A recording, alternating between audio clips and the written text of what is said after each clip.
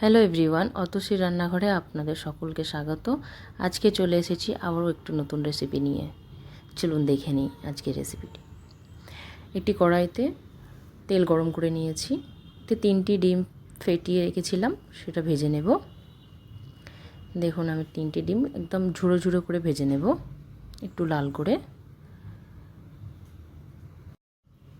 আমি কিন্তু ডিম লবণ ছাড়াই ফেটিয়ে রেখেছিলাম, কোনো কিছুই দেব না এখানে। ডিমটা ভালো করে ভেজে নেব। দেখুন ডিম ভাজা হয়ে গেছে, একটু লাল করে ভেজে নিয়েছি।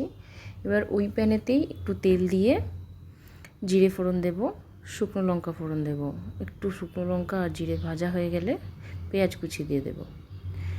পেঁয়াজ কুচি দিয়ে ভালো করে পেঁয়াজটা মিক্স করে নেব, নিয়ে ভালো করে লাল হওয়া পর্যন্ত ওয়েট করব। দেখুন লাল হয়েই এসেছে, পেঁয়াজটা ভাজা হয়ে গেছে। আমি একটা পেস্ট বানিয়ে রেখেছি টমেটো, আদা, রসুন আর জিরের। এই পেস্টটা দিয়ে দেব, দিয়ে ভালো করে মিক্স করে নেব, একটু ভেজে নেব যতক্ষণ না তেল ছাড়ছে ততক্ষণ ভেজে নেব। দেখুন ভাজা হয়ে গেছে, তেল ছেড়ে দিয়েছে। এবার এতে আমি দিয়ে দেব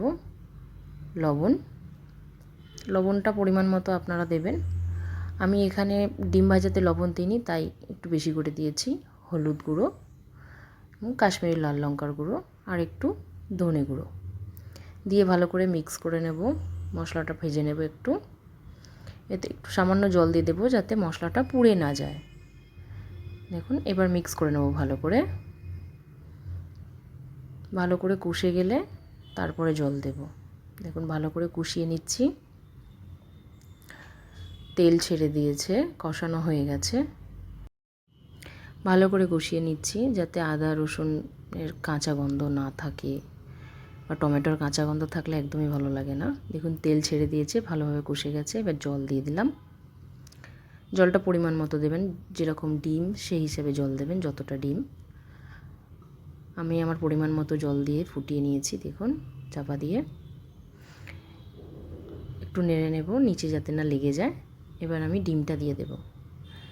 ডিমটা দিয়ে আমি একটু বয়েল হতে দেব 5-7 মিনিট, কারণ আমি যেহেতু নুন দিয়েছিলাম না ডিম ভাজার টাইমে, তাই যাতে নুনটা ভালোভাবে ঢুকে যায় ডিমের মধ্যে, সেই জন্য আমি একটু ভালো করে বয়েল করব। চাপা দিয়ে দিলাম। এবার ভালো করে বয়েল হয়ে গেলে খুলে দেখে নেব। দেখুন ভালো করে বয়েল হয়ে গেছে, সব মশলাও ডিমের মধ্যে ভালোভাবে ঢুকে গেছে। এবার ভালো করে নেড়ে দেখে নেব নিচে লেগে যাচ্ছে না তো। ভালোভাবে রেডি হয়ে গেছে। দেখুন ডিমটা ভালোভাবে ফুটছে। এবার গরম মশলা দেব আর কসুরি মেথি দিয়ে নামিয়ে নেব। দেখুন ভালোভাবে হয়ে গেছে, তেলও ছেড়ে দিয়েছে। এটা গরম রুটি বা ভাতের সাথে খেতে দারুণ লাগবে। একবার এই রেসিপিটি ট্রাই করে দেখুন। যদি এই রেসিপিটি ভালো লেগে থাকে তাহলে লাইক, কমেন্ট, শেয়ার করুন আর আমার চ্যানেলটিকে সাবস্ক্রাইব করুন। Thank you.